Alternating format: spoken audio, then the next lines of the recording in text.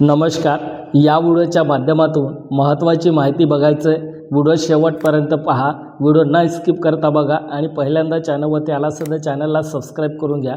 नवनवीन माहिती या चॅनलवरती मी अपलोड करत असतो, तर चॅनल सबस्क्राईब आणि बेल आयकॉन प्रेस करा. वेळोवेळी अपडेट तुम्हाला मिळत राहील. चला तर आपण व्हिडिओ सुरू करूया.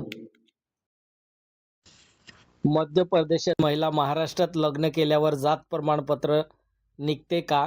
संपूर्ण प्रक्रिया, महत्त्वाचे नियम. नमस्कार मित्रांनो, RT ऑनलाईन मराठीमध्ये तुमचं मनापासून स्वागत आहे. आजचा व्हिडिओ खूप महत्त्वाचा आहे, विशेष त्या महिलांसाठी ज्या मध्य प्रदेशातील मूळ रहिवासी आहेत आणि ज्यांचे महाराष्ट्रात लग्न झाले आहेत आणि आता जात प्रमाणपत्र काढायचं आहे. तर आज आपण पाहणार आहोत अशा महिलांचे जात प्रमाणपत्र निघते का? कुठल्या राज्यातून निघते? महाराष्ट्रात निघू शकते का? कोणते कागदपत्रे लागतात? SC ST OBC महिलांसाठी नियम काय आहेत? व्हिडिओ शेवटपर्यंत नक्की पहा, कारण एकही मुद्दा चुकवला तर अर्ज रिजेक्ट होऊ शकतो. सर्वात आधी एक गोष्ट स्पष्ट लक्षात ठेवा, जात प्रमाणपत्र हे जन्माने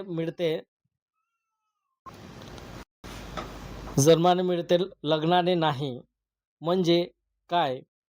महिला कोणत्याही राज्यात लग्न करून गेली तरी ती मूळ जात तिच्या वडिलांच्या जातीवरूनच ठरते. उदाहरणार्थ, फॉर एक्झाम्पल, महिला मूळ रहिवासी मध्य प्रदेश, जात अनुसूचित जमाती ST, लग्न महाराष्ट्रात झाले. प्रश्न: महाराष्ट्रात तिचे जात प्रमाणपत्र निघेल का? उत्तर: सामान्यतः नाही. महाराष्ट्राचा मुख्य नियम. महाराष्ट्र शासनाचा नियम काय सांगतो? SC ST व्हिजेंटी जात प्रमाणपत्र फक्त त्या व्यक्तींना दिले जाते ज्यांचे मूळ रहिवास 1950 पूर्वीचे किंवा अधिसूचनेनुसार महाराष्ट्रात राज्यात सिद्ध होतो. जर महिला मध्य प्रदेशातील असेल आणि तिचे आई वडील MP चे असतील तर महाराष्ट्रात SC ST जात प्रमाणपत्र मिळत नाही. मग काय करायचं? तर अशा महिलांनी काय करावे? महिला मध्य प्रदेश राज्यातून आपल्या वडिलांच्या पत्त्यावरून जात प्रमाणपत्र काढू शकते. कुठे अर्ज करायचा? तहसील कार्यालय किंवा MP च्या ऑनलाईन पोर्टलवरती काढू शकता. महाराष्ट्रात काय मिळू शकते? अनेक लोक विचारतात, मग महाराष्ट्रात काहीच मिळणार नाही का? मिळू शकते का?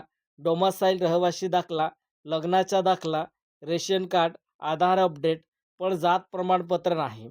SC ST व्हिजेंटीसाठी आणि OBC महिलांसाठी वेगळा नियम. आत्ताचा महत्त्वाचा मुद्दा आहे. जर महिला OBC स्पेशल बॅकवर्ड क्लासमधील असेल तर काही प्रकरणात महाराष्ट्रात नॉन क्रिमिनलसाठी आणि वेगळे नियम लागू होतात.